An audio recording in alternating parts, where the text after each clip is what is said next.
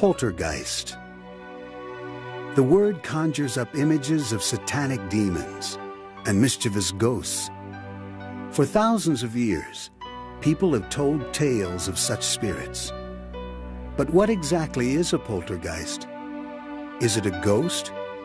Or is it the manifestation of a living person's psychic energy? Those who say they have encountered poltergeists find the answers elusive and the questions haunting. Stories span from a quaint New England inn to a farm in the mountains of Oregon, where poltergeists captivate witnesses with noisy disturbances and physical activity. Patrons of a country music bar in Kentucky wonder if poltergeists are malevolent forces influenced by murder. While a scientist refuses to let fear stand between him and the true origins of poltergeist activity. Perhaps there are earthly explanations for poltergeist events, but to those who have witnessed these unnerving phenomena, they remain strange, sometimes terrifying, and completely unexplained.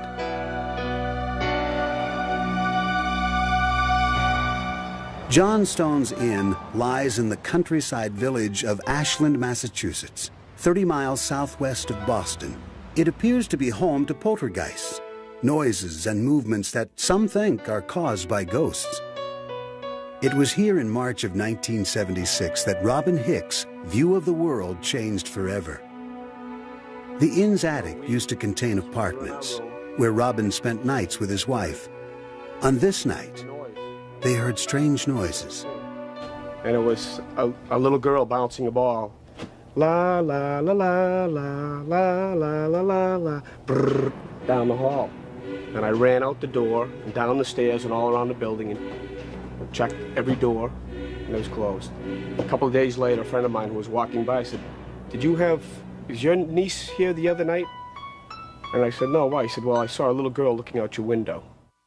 Robin's was not the only account of the mysterious appearance of a little girl. They used to talk about the little girl who danced, and you'd come in the morning, and it's an old building, so you'd hear things, and you'd think, you know, it's creaking. I mean, normally that's what you would think. Well, this one day, it wasn't creaking. I don't think so. It was like really tip, tip, tip, tip, tip, like that. You'd listen and you'd say, what is that? I guess it was a little girl dancing upstairs. The inn's owner at the time was beginning renovations. He noticed that doors, locked the night before, were found open the next morning. And lights, turned off, were later seen blazing in the dark. His staff was also encountering strange forces. One night after a busy night, all the waitresses were sitting around a table, and I was with them, and they were counting their tips and getting ready to go home.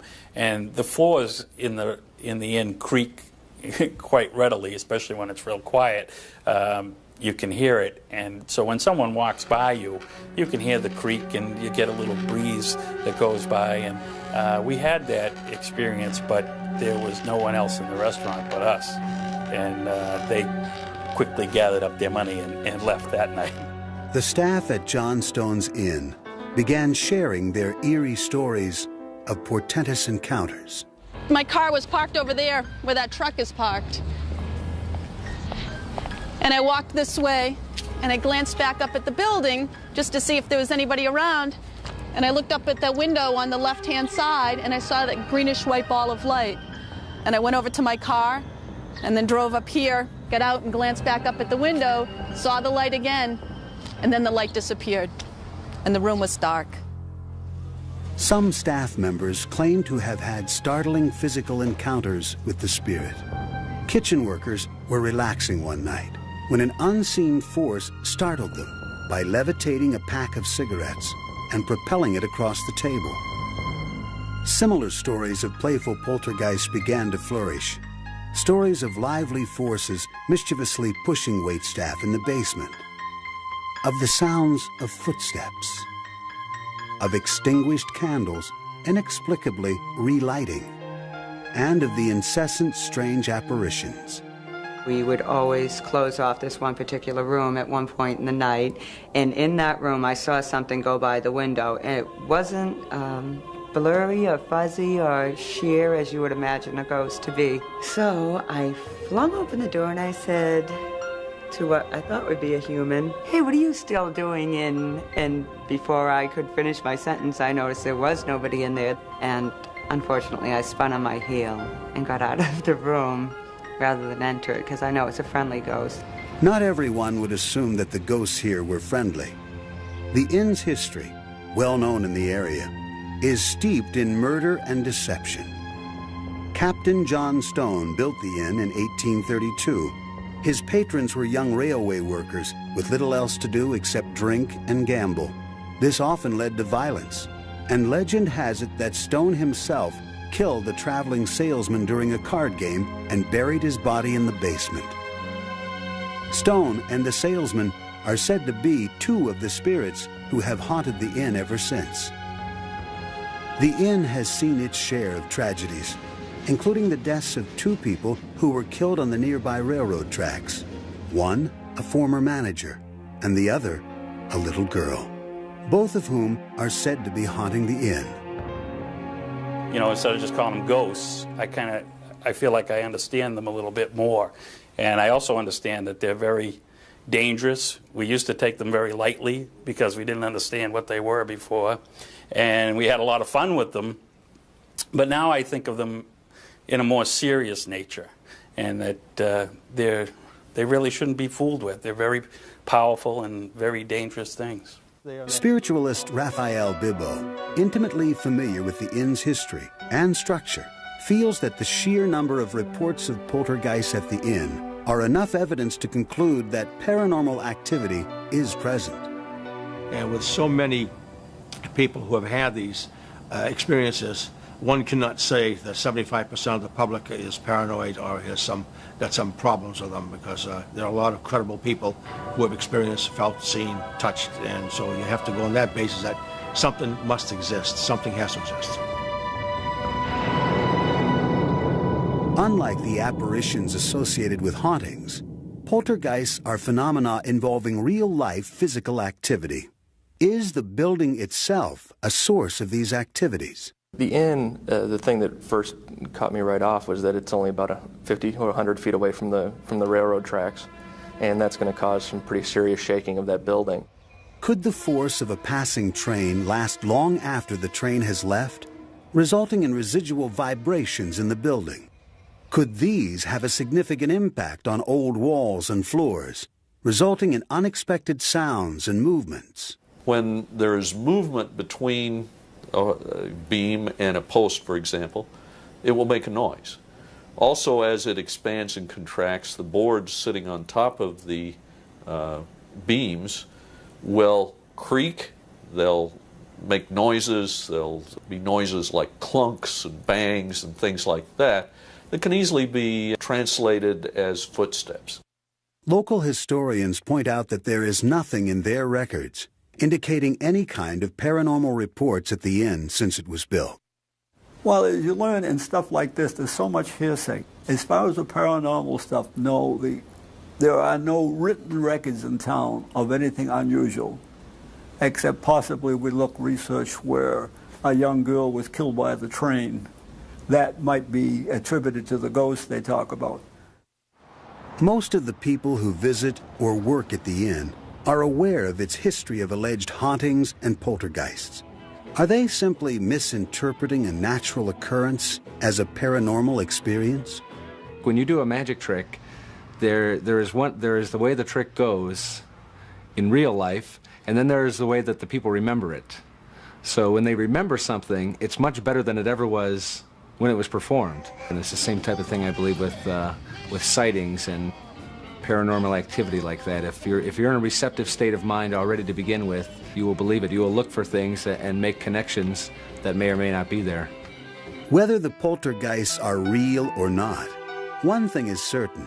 As long as the walls of John Stone's inn stand, the stories will never die. Many experts on paranormal events agree that children and adolescents can be magnets for poltergeist activity. Are children lightning rods for the paranormal? Frank and Jackie Walker raised their daughters Tara and Devin in a farmhouse in the Oregon mountains. The Walkers' home, nestled in Kings Valley, lies on property once owned by its namesake, Isaac King, who was found shot to death in his barn in 1866.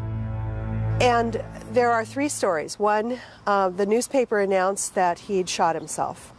But then another one said, well, no, it was an accident. And then the third one is that he was murdered by members of his family. No one knows. No one will ever know. Well-known local legend has it that King's ghost haunts the property on which the Walkers now live.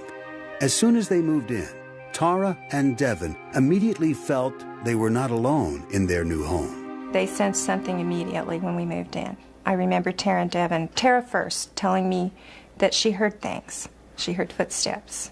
And I just said, well, it's an older house. We had a new home before, and this is an older home, and there are noises that are unexplainable sometimes in older homes. But she said, Mom, I think there's somebody here because I hear footsteps.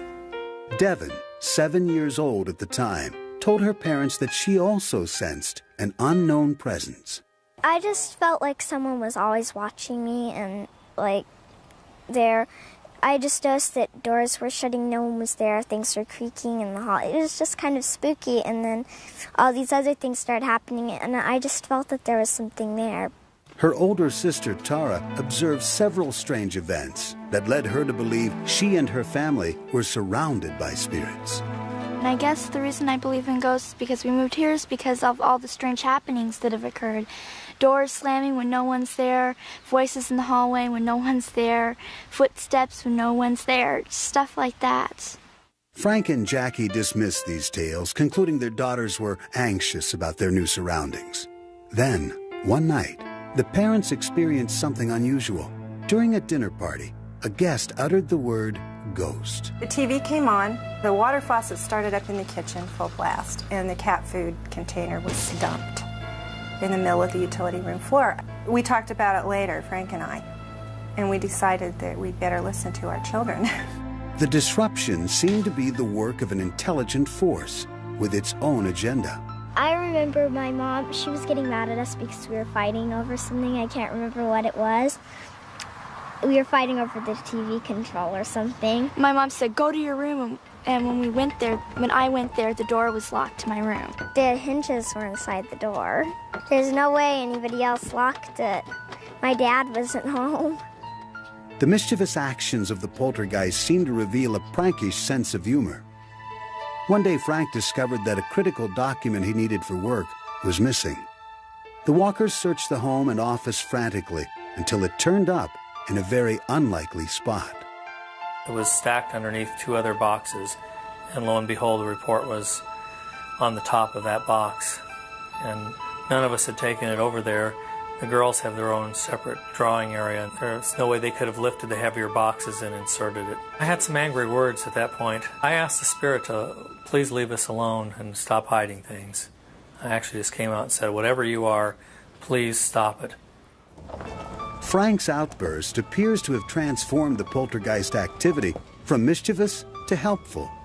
Suddenly, it was opening the gate at the farm's entrance for approaching cars and unlatching deadbolt locks on doors for Frank when he had forgotten his keys. And he asked my mom and my sister and me if we had opened it, and we said no. So we hope it's the ghost who answered it. We think it is. Still curious, Frank and Jackie called on ghost hunters Dave Esther and Sharon Gill. Dave and Sharon use an array of devices to collect evidence of the existence of ghosts. I believe in ghosts because I've seen them, I've heard them. They're real. You can measure, you can use physical instruments, scientific tests that can determine there's mass, there's energy, presence. Supernatural is not natural occurring. You can document it, measure it. Everybody thinks you need special equipment to do this, and that's absolutely not true. You can even use Polaroid. I got a couple that had different sort of swirls. Miss Jackie has gotten several like that as well. But that one particular day, behind her daughter standing in the office. There was a misty, it almost looked like it distorted the center of the picture. Dave and Sharon felt that the combination of photographic evidence, thermal readings, and the first-hand accounts were proof that a spirit was present. Because the idea of having a resident spirit was initially unsettling to the Walkers, Dave and Sharon talked with them about their concerns. They felt very comfortable with us. They started watching for things and noting things that were happening and realized that they were not malevolent in nature. They were being more protected than anything. Having spent years trying to quantify spirit activity and researching the history of paranormal outbursts, Dave and Sharon understand the potential connection between poltergeists and adolescence, something the girls find both comforting and exciting. According to the ghost hunters, at least I think that's what they said, is that kids can sense the entities better than grown-ups. Is there truly a relationship between poltergeist activity and adolescent children? A classic poltergeist is a center of funny physical happenings, particularly object movements and percussive sounds, you know, raps and whatnot. The centre being around an individual, often an adolescent, but not always. It wouldn't be without parallel for a rather isolated family with several children to develop poltergeist phenomena. Now, whether the emotional state triggers it off at the beginning in some way, and then when it happens adds to it and feeds backwards and forwards, we don't know. But the emotional state is in the person who's seeing the things around which they are happening. I don't think it's got anything to do with spirits at all. Poltergeist researchers feel that the emotional turmoil of adolescence can generate enough psychic energy to trigger poltergeist activity. Psychologists argue that reports of poltergeists are simply people's misinterpretations of ambiguous situations. Possibly what is being taken as a poltergeist may indeed be a prank. In this case, where you have little girls, it seems to me that they started as a prank. They may even have started to believe in it themselves. It's the kind of game that you play, and you keep on doing it, and you get to a point where you kind of forget how it all started, and it takes on a life of its own. It doesn't seem unlikely that you might be able to convince your parents of the same. Phenomena that seems to be centered around adolescence seems to reflect adolescence itself. Here we have little prankster things happening, doors opening and closing. Objects that should be in one place are found in another.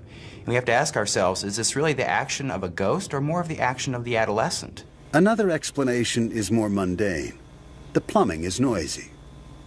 Old plumbing systems in particular, but plumbing systems in general, can transmit voices.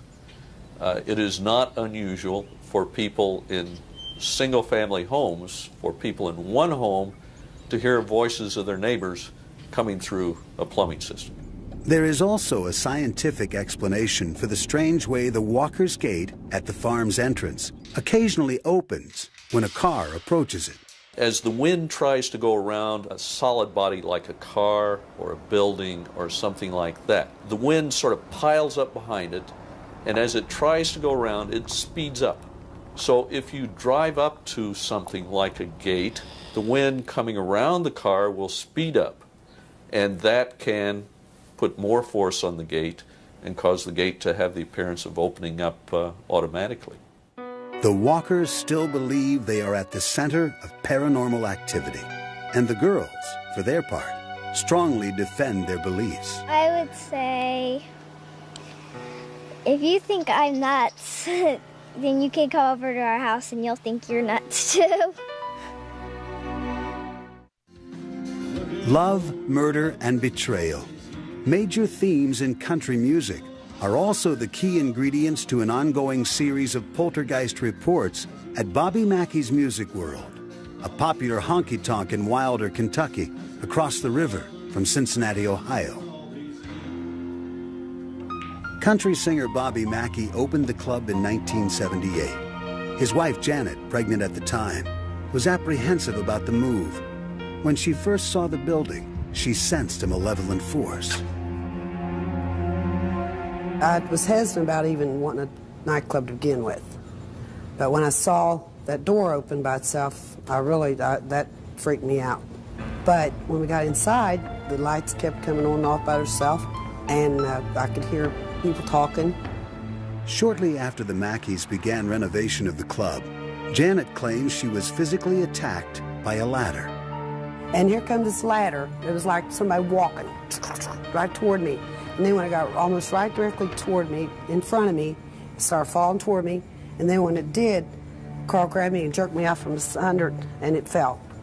And if I hadn't stopped and done what I'd done, got her out of the way, that ladder had marched up and actually tipped over by itself. I could not find an explanation for that. I know there was something evil here. In the 1930s, a woman named Johanna committed suicide here after the murder of her lover, a singer named Robert Randall. Local folklore held that she haunted the building, searching for her slain lover. Intrigued by all the reports of this evil presence, author Doug Hensley began researching the Mackey story and discovered information about club owner Bobby Mackey, linking him to the ghost of Johanna. When Bobby Mackey was born, his mother named him Randy Mackey, not Bobby Mackey, Randy Mackey. His baby book today still says Randy's baby book on it. She suddenly changed his name to Robert Randall Mackey. Janet Mackey was terrified that Johanna's ghost thought her husband was Robert Randall reincarnated, and that Johanna could be jealous enough to do harm to Janet. While cleaning the upstairs apartment, Janet heard voices telling her to get out of the building, then felt invisible hands push her to the top of the stairs. So I struggled and pulled, and I got loose from it, got to the top of the steps, and I was at the top of the steps. I was pushed down them, and I grabbed the rail as much as I could going down, because I was, like I said, I was pregnant. Protect myself, and I fell flat down on the bottom, looked up, and I saw some kind of an image. I couldn't tell if it was really a person or what it was. I couldn't tell. Carl Lawson used to reside in the upstairs apartment where Janet was allegedly attacked, and he has his own recollections of mysterious happenings during the time he lived there. We used to have a jukebox. We'd unplug it. And I can remember on occasion being upstairs, almost sound asleep, and this real old song, Anniversary Waltz, would come on. And there's nobody in here. And I come downstairs to check everything out. The jukebox was unplugged, but I know what I heard upstairs. Anniversary Waltz. It was always that same song. Despite the disturbing ordeals reported by Janet and Carl, Bobby Mackey insisted that there were no such things as ghosts. I had every dime I had stuck into this place, and I had to make it work, and I didn't want any silly ghost stories going around, keeping people away from here. I wanted positive things, not negative things, and I was, country music is my life, and I don't want to hear about no ghosts, just be quiet. Janet Mackey remained steadfast in her belief that something dangerous lurked in the shadows of Bobby Mackey's music world. When I was by myself, that's when I was really, really scared. But now, I can feel it in the air. I can feel her tension around me. I can feel her, her vibes and stuff like that. I can tell she's around somewhere, and she doesn't want me around. Inspired by Janet's obsession with the ghost, every night, Bobby performs his biggest country hit, Johanna. Johanna, Johanna, are you really here? Looking for a lover after all these years. Johanna is not the only ghost said to be haunting the club. One of northern Kentucky's most notorious murders took place near the site. In 1896, two men, Alonzo Walling and Scott Jackson, killed Scott's pregnant girlfriend, Pearl Bryan. They allegedly buried Pearl's head in the basement well, perhaps hoping it would be washed out through the drain and into the nearby Licking River. Legend held that the ghosts of Alonzo, Scott, and Pearl could be heard walking and arguing throughout the club. Bobby Mackey's chief of security thinks he once heard one of their arguments while investigating a possible burglary with a fellow officer. Sensing voices coming from behind the stage, he moved in to see who was there. So the officer on the left got up on stage, went through the door. I came to the right, went through the other door. We checked. There's no one behind that stage.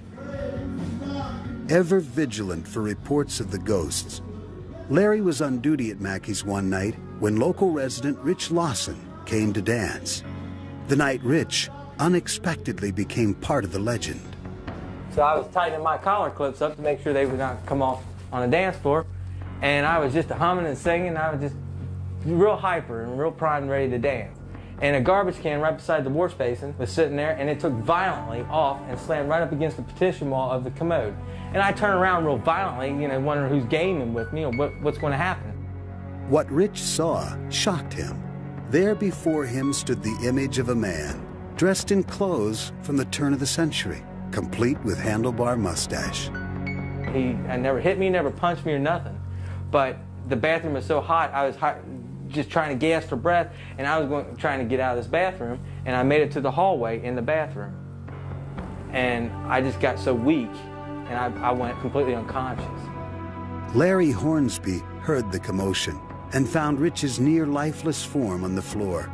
When Rich awoke, he was terrified. He said he seen a figure and of a man wearing a big trench coat, like back in the old days, a mustache. When shown photos of Alonzo Walling, Rich recognized him as the man he had just seen. Even more frightening, he recognized the face of someone else in a photo of Alonzo and Scott's hanging. On the gallows in 1897, there's a judge and a preacher. I take my hat off, I resemble that preacher standing on the gallows holding the Bible. Though Rich continued to be haunted by his experience, and he is aware of some kind of danger at Bobby Mackey's, he refuses to back down. I got this feeling that the evil here wants me away. I'm intruding on them or something like that, and they're trying to push me away.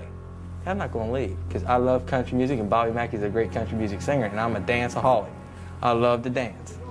While Rich thought he was a target of malicious intent, Larry Hornsby felt it was his destiny to help save Rich and the others at Bobby Mackey's from Alonzo's angry ghost. So what my theory is, he wants me out of here. He'll do anything possible to get me out of here.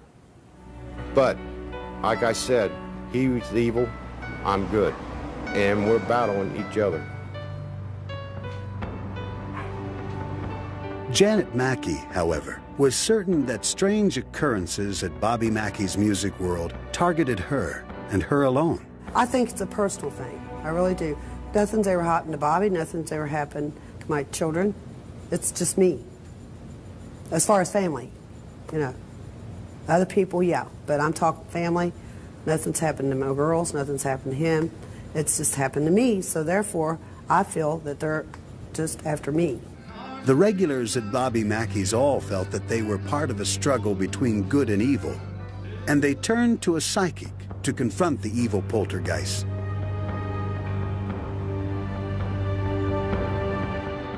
When confronted by poltergeist activity, most people feel helpless and misunderstood. For people at Bobby Mackey's Music World in Wilder, Kentucky, the battle had become intensely personal, and they turned to a psychic for help. I was born with psychic abilities and with the gift of healing. I have clairvoyance, which means that I can see visions or images, and I can hear spirit talking to me, which is clairaudience. Bodine claims to have established contact with 4 major ghosts: the 2 pregnant women, Johanna and Pearl Bryant, and Pearl's killers, Alonzo Walling and Scott Jackson. Echo's first visit was particularly unnerving for Janet Mackey. We were sitting in the casino room, which is now the bull room, and she looked at me and she goes, I see Johanna behind you. And I thought I would die. I said, now you gotta be kidding me, right? No, she's standing right behind you. 3 years after that terrifying first visit, Echo is still able to converse with the ghosts at Bobby Mackey's. We're going to go talk to Scott and Pearl, see if they'll go too. And even if they don't, I think you should just let Alonzo take you by the hand and take you over to the other side with him, okay?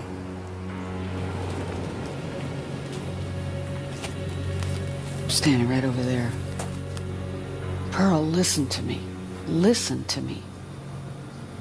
Nope, she won't.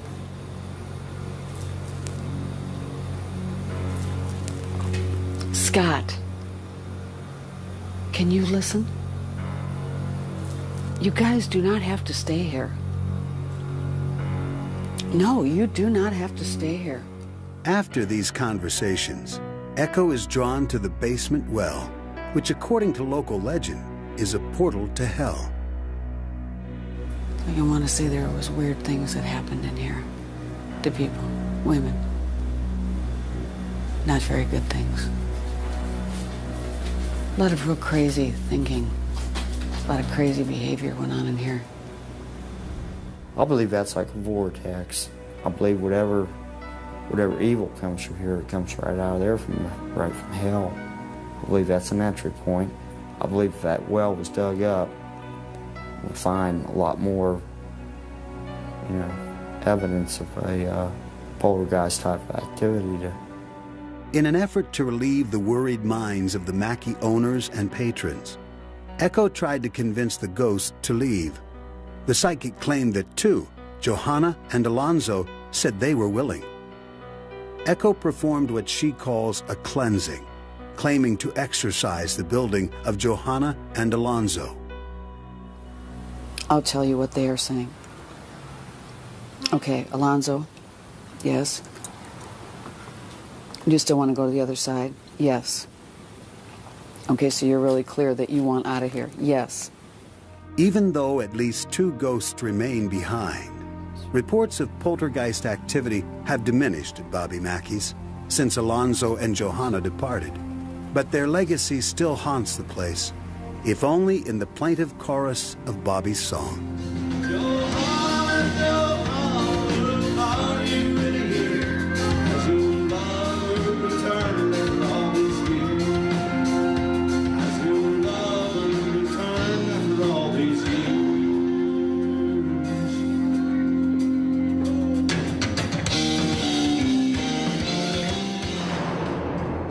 What do the people who report poltergeists at Bobby Mackey's have in common?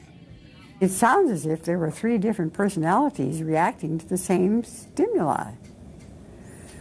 They each had a different agenda, but they were all in a mental state to attract poltergeist activity. Most people do not realize how powerful their emotions are. And our emotions create energy fields around us all the time. I think that what is called poltergeist activity is, most of the time, spirits interacting with people on the earth. Psychologists note that people's emotions and perspectives can produce delusions, not demons. You have to look at the background of the people having these experiences. A security guard that has that responsibility is going to feel a personal obligation to rid a ghost or a poltergeist from the premises. It's his job. He's a security officer. It's not just the ghost is after anyone, but I have a link. I have a special relationship with this ghost. And that just makes you look for more evidence of the same. It's almost acting like a delusion. Throughout this case, you have this notion that everyone is involved in this in an important way. So in a sense, it's a story about people asserting their self-importance. Even Echo Bodine acknowledges that poltergeist activity can be psychologically motivated. People need some attention, yeah. Oh yes, you can go into a home and people will say, oh, the ghost is doing this to me and this to me and this to me. And you walk around the house and there's absolutely no ghost there at all. But it's maybe her only way to get her husband's attention, or the child's only way to get attention from their parents. So what we do is we just say there is no ghost here. Another explanation for the supposed poltergeist activity could be the building itself. This building, though, is set up very nicely to hear sounds from a long distance away. The very large open pit in the basement opens into a drain under the railroad and over to the river. This drain provides a very nice path for sounds to come in, and it would be very possible for someone to be talking a long way away, maybe even miles away on a quiet day, have the sound reflect off something on the other side of the valley and be picked up like a microphone by this pipe and funneled into the building. When a building such as the Mackey Club is constructed piecemeal over the years, its internal systems may be adversely affected. You could have lots of problems with the wiring that when you plug in something new, it spikes the whole system and you have a drop in the lighting, or the lighting will flicker. As for Bobby Mackey, all that matters to him is his music and the home he has created for it. To Bobby, stories of poltergeists at his club are just that, stories. I just can't believe that happens. I just really don't believe that happens. I don't know if anybody can have that big of imagination or not, but there's got to be an explanation for it, other than the supernatural. Bobby Mackey may discount the supernatural outright, but others find themselves obsessed with finding out the true origin of these strange phenomena. The common links among reports of poltergeist activity are physical experiences involving motion or kinetic energy. This makes them potentially quantifiable, which intrigues scientists like Barry Colvin. While working as a chemist for Shell Oil, Dr. Colvin's curiosity was piqued by reports of a local poltergeist. He discovered something that conventional science could not explain. Some years ago, a case was reported near Leeds, which is in Yorkshire in the UK, and it sounded quite remarkable on the face of it. And this revolved around a hotel in which there were the parents and a son, and this son was the centre, it seemed, of some poltergeist activity. Upon arrival at the hotel, Colvin and other witnesses, including colleagues from Shell, were startled to see eggs floating through the hotel lobby. The egg actually travelled rather slowly. It was almost as though it was being held up. It was travelling, being held up by some unseen hand, if you like, travelling in a perfectly straight line, very slowly, and then smashing against the wall. So it was quite different to the form that it would take if it was simply thrown from one side to the other. Colvin began exploring other reported poltergeist incidents. In a Yorkshire home, Colvin encountered strange rapping noises, which appeared to be efforts to communicate by a spirit called Eric. And it tapped out the messages by tapping the relevant number of letters through the alphabet. So, for example, if it wanted to tap the letter M, it would be 13 taps, and so on. Well, essentially what it tapped out was its name, first of all, which in itself is interesting, because that then brings up the whole hypothesis of a spirit involved in these tapping sounds. It also tapped out the message that it was killed on this spot and that its body was still buried beneath the house. Though denied a permit to dig for the body, Dr. Colvin was nevertheless convinced there was a poltergeist, because Eric's rappings were strongly linked to the presence of one specific living person. We never, I think it's fair to say, we never had any activity at all from Eric when the girl was not present. Either Eric was a person and he is using the focus of this young girl to make himself known, is one interpretation. The other interpretation would be that since the force is objective and one cannot argue with that, that here we have a force which may be generated in the mind of possibly the girl, the mother, the two of them together, and simply they are generating a story of Eric for some unknown psychological reason. Colvin has just begun to scratch the surface, but to him, science must clearly broaden its boundaries to describe physical forces that are now beyond its understanding. Psychologists Alan Gould and Tony Cornell agree that the witnesses, or as they call them, agents, have a strong role in the type of interaction with the poltergeists. There have been one or two poltergeists in which there have been communicative rappings, and the raps have spelled out all sorts of messages as from mysterious entities. And they've actually made the same spelling mistakes that the person around whom the thing's centre makes.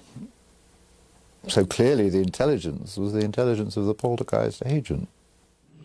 The complexity of the Eric case drew Dr. Colvin away from his work as a chemist at Shell to his new line of work, poltergeist research. There's an awful lot that can be done in terms of instrumentation.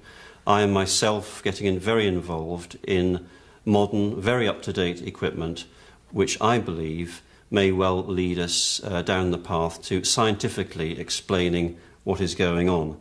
And I know that others working in other parts of the world are looking down this road of sophisticated instrumentation to determine something about the poltergeist force.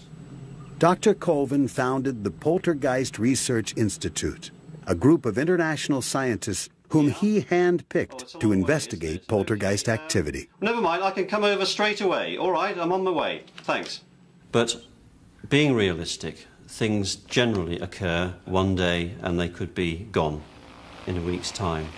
And what we do generally these days is that in such a case, I have an aircraft and we simply, if we think it's worthwhile, we either get a local person to investigate and report back to us as soon as possible, or if it looks promising enough, we simply step into the plane and we go. And within generally an hour or 2 hours, we're there on the spot.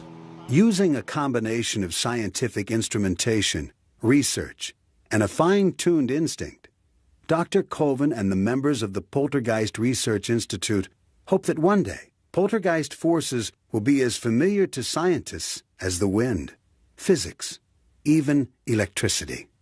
As some scientists keep looking for explanations for poltergeist activity, there remains a chasm between those who will only believe in empirical evidence and those like Raphael Bibbo, who believe there is more to our world than science can tell us. The spirits exist as well as we exist. It's interdimensional. They're here with us. And the only way you're going to deal with it is just like if I'm talking to you, you talk to them. And yeah, you're going to have pranksters. You're going to have people that can harm you. They can harm from that side as well as you can harm me. So it's just like a human being, except they don't have a physical body. And how can you account for fax machines or radio or television? You can have 4 or 5 televisions or radios in the same room, and everything is coming in on a different channel. And they're all pure, okay? How can you explain that and think that the mind is any less capable of these miracles? Others acknowledge that while we may never know the source of poltergeist energy, we should at least acknowledge its presence and try to understand its power. For years and years and years, investigators have heard these things happen. They know that certain people have to be present for these things to happen. They happen around a particular person or a group of people. But I think we've got to concentrate on the person around which these things happen if we're going to get the answer. If we're going to get the answer. So far, we've got nothing. In the end, the way we perceive poltergeists will ultimately be determined by how we use our own minds to perceive ourselves and our environment. The most powerful tool in misdirection is the spectator's mind, because if the correct suggestions are given, their mind will take those suggestions and believe anything that is related to them. Paranormal experiences, including poltergeists, are a normal part of the human condition. They reflect who we are, they reflect our wishes, Sometimes those wishes aren't always positive. They don't reflect our beliefs, which aren't always positive. They reflect our relationships with other people. When we are all said and done, poltergeists are genuine experiences, but they're a psychological phenomena rather than a parapsychological one. Is it possible that we do not yet understand the capabilities of our own untapped energies? As psychics and scientists alike grapple with the mystery of poltergeists, the real answers may lie hidden in the recesses of the minds of those who have met them, and there they will remain, unexplained.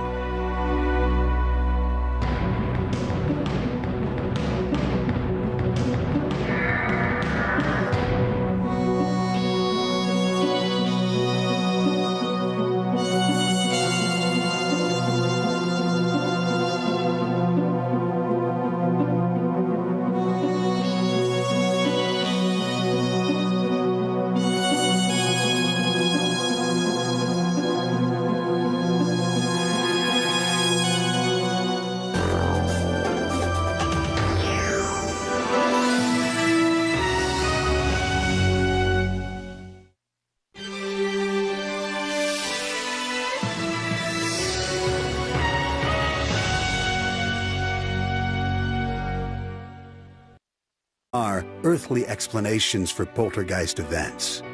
But to those who have witnessed these unnerving phenomena, they remain strange, sometimes terrifying, and completely unexplained.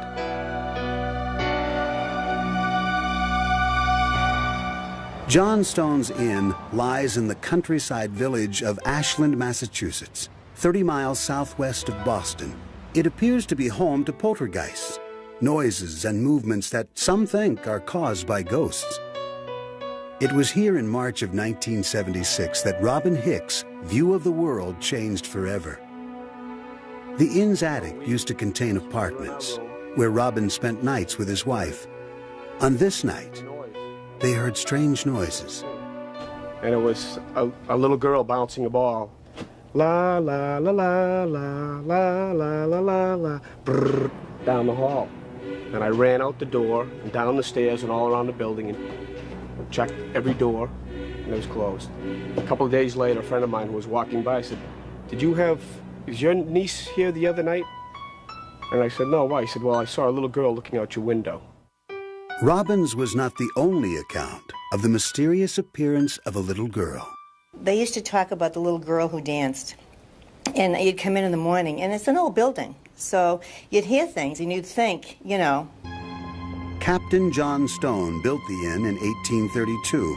His patrons were young railway workers with little else to do except drink and gamble. This often led to violence, and legend has it that Stone himself killed the traveling salesman during a card game and buried his body in the basement. Stone and the salesman are said to be two of the spirits who have haunted the inn ever since. The inn has seen its share of tragedies, including the deaths of two people who were killed on the nearby railroad tracks. One, a former manager, and the other, a little girl, both of whom are said to be haunting the inn. You know, instead of just calling them ghosts, I feel like I understand them a little bit more. And I also understand that they're very dangerous. We used to take them very lightly because we didn't understand what they were before. And we had a lot of fun with them. But now I think of them in a more serious nature, and that they really shouldn't be fooled with. They're very powerful and very dangerous things. Spiritualist Raphael Bibbo, intimately familiar with the inn's history and structure, feels that the sheer number of reports of poltergeists at the inn are enough evidence to conclude that paranormal activity is present. And with so many people who have had these experiences,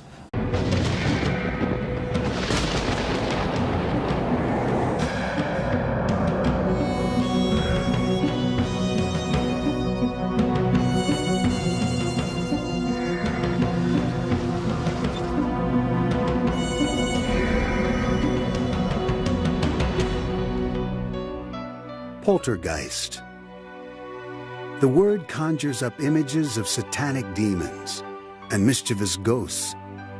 For thousands of years, people have told tales of such spirits. But what exactly is a poltergeist? Is it a ghost? Or is it the manifestation of a living person's psychic energy? Those who say they have encountered poltergeists find the answers elusive and the questions haunting.